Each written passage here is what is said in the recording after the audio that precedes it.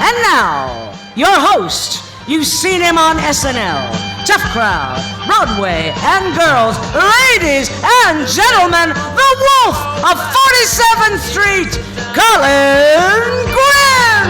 I said now, and you don't need money, and you know you got it easy at home. Yeah, we're going down to I want everyone to look over here. See this gold thing? It's called a statuette. I'm going to let you in on a little secret about the statuette.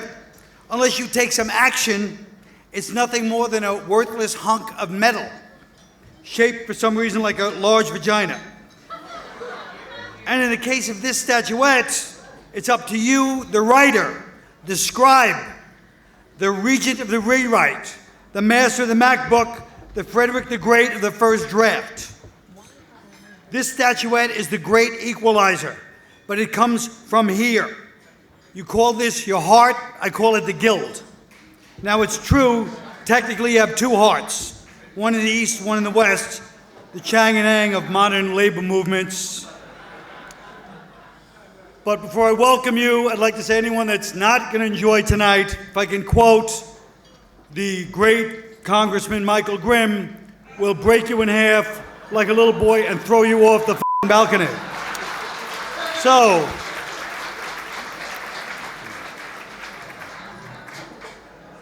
welcome to the Writers Guild 16th Annual Award, or as Jonathan Ames calls it, 12 years of speech.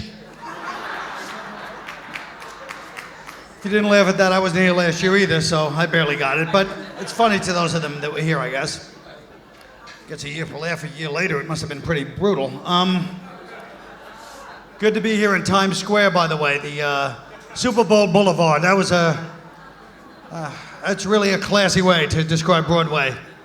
It should have been like the exit on the Meadowlands, you know, but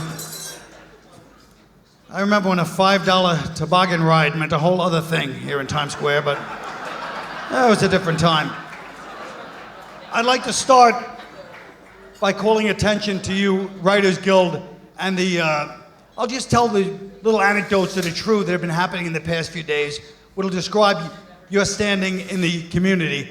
One is, when I did that Wall Street, they wrote the Wall Street bit for me, and I go, great. They go, do you have wraparound sunglasses? They asked me, do you have wraparound sunglasses like Leonardo DiCaprio? I go, no. They go, okay, we don't need them. Then today during rehearsal, probably an hour and a half ago, I go, well, this will all be in the prompter too. They go, no, there's no prompter.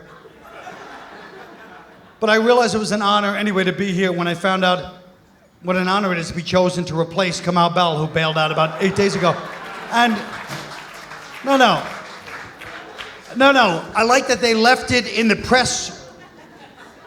And I go to them, they say, Colin Quinn is hosting, filling in for Kamau Bell, who canceled. So I asked, I go, why are you guys leaving that in the press? And they're like, we don't want the press to be confused because they thought Kamau Bell was hosting. I'm glad the priority is to make sure the transition is smooth for the f***ing press, and my public shaming doesn't add into it at one bit, okay? Yeah. That was a nice, don't worry about, people going, hey, there's the asshole that was the last minute choice, as long as Nikki Fink has her facts straight. Oh, shit. I really am. Yeah, that's the other thing. I'm treating this like a real awards, like with jokes. This is not a real awards. The other thing, no, here's why. They told me, this is all, I promise, they told me all your jokes have to be in by this last Tuesday because we're doing it simultaneously with the West Coast. I go, oh, okay, so for TV, they go, no, it's not televised. So then, what is simultaneously, what is that simultaneously for who?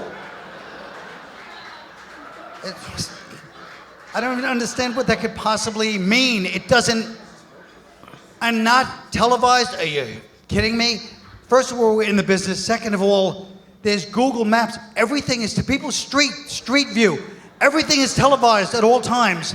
And an award ceremony for people in the business of televised things is not being televised. Oh, Big Brother is not watching. This is the only thing they're not watching. Yeah. It's so sad. I can say anything I want. It doesn't. That's not a. No. You guys are accepting your awards in anonymity like Donnie Brasco, you know? Well, the one place they get that kind of shit, all right, good. I knew that Donnie Brasco would work here, let's face it, anywhere else, I'm on the road. People don't remember that kind of stuff. Well, let's talk about some of the great movies of the year. We'll start with the movies, Wolf of Wall Street, which, you know, all right. A lot of controversy because Scorsese didn't include all the victims of the Wolves of Wall Street. And people are not going to be happy. He's not making it any better with his new movie, The Suckers of Main Street. I think that's going to be... Oh, Jesus Christ. Then you got Captain Phillips. I watched that. First of all, I watched the screener. It said, piracy is not a victimless crime. And I was like, so funny, you know. It's like a double meaning. And, but I'll say one thing about Captain Phillips. Whoever came up with that title really knows how to get the blood pulsing with a pirate movie. Why don't you just call it Larry Crown on a cruise ship, you know? And Blue Jasmine, another autobiographical movie directed by Woody Allen, written by Frank Sinatra, you know. Well, how do you think Cate Blanchett feels? She was with Judi Dench and played the Queen, and now she's there with Dice Clay on the set for like 5 days, you know. It's like, Judy, are you a screamer? It's my excuse to do a mediocre, all right, bad Dice Clay, but I call it mediocre so I can live with myself. All right, let's talk about TV is making progress. You gotta give credit where credit's due. 40 years ago, the top creator in TV was Norman Lear. Now it's Andy Cohen. Apparently no one finds that ironic. Okay, fine. It's acceptable to you, then I guess I'll live with it too and cut my throat. Oh, but now all the new shows, of course, Netflix, Amazon, YouTube. I have a new show on Snapchat, actually. It's that elusive 18 to 35 second demographic. Instagram is breathing down our ass, believe me. We're afraid it's gonna get deleted, but. All right, let me say the usual. A&E used to be classic, and now it's more entertainment than arts. Discovery used to be nature, now it's wives with knives. History Channel is car restoration shows. Everybody just does whatever they want and calls themselves a car restoration, but they always manage to work something in, so it's historical on that channel, you know. They're like, yes, this Mercedes was originally driven to Auschwitz by Dr. Mengele back in...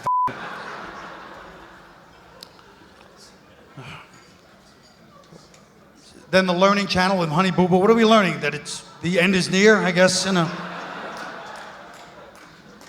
You know, you can't just do this. Pretty soon Seinfeld will be reruns on Al Jazeera. You know, come on. Come on, I ran that joke by Scarlett Johansson. She thought it was hilarious. All right. Ooh, I like to get topical. Hulu is going to be on Netflix. Own will soon become sold. That's clever. I didn't write it, that's why I can say it's clever. Girls and two broke girls will combine into 6 girls. All right, it's not edgy, but you know, it's funny. What the fuck, folks? I like to mix it up. Jesus.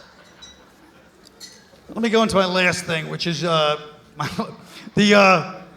the thing about you writers. Is like, first of all, I wasn't even worried about like if I don't match, nobody here knows. This is your only suit. You know? So I was like thinking, oh, do I look like an ass? Nobody's gonna notice.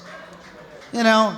Because you guys, here's the problem with writers, you're a bunch of low self-esteem. I'm in the Writers Guild. I consider myself a writer. Whether you do after that or not, I don't know. It's up to, but you're bald, low self-esteem bastards, depressed sons of bitches, okay? You should run. The funniest is you actually don't even, you act like they're doing you a favor being in the business. You're the whole business, but you sidle up on the set next to some producer, director, actor like this. They're like, we need a line, you know? It's like, no, you don't need a line. You need a whole idea. Every set, see the set designer? I described those sets. Pictures of old boxes on wall, that was me. Wardrobe, I said the characters would be wearing those sets. All the lines, the actors are saying words that happened in my actual life that I remembered, put into dialogue. The director, every choice he makes is based on something you wrote. You should say, listen, Harvey, Marty, I'm the alpha and omega of this business. Just because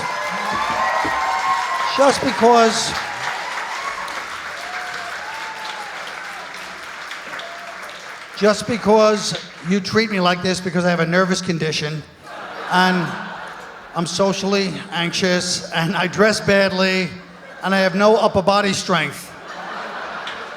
All right, we're ready to start the award, you guys.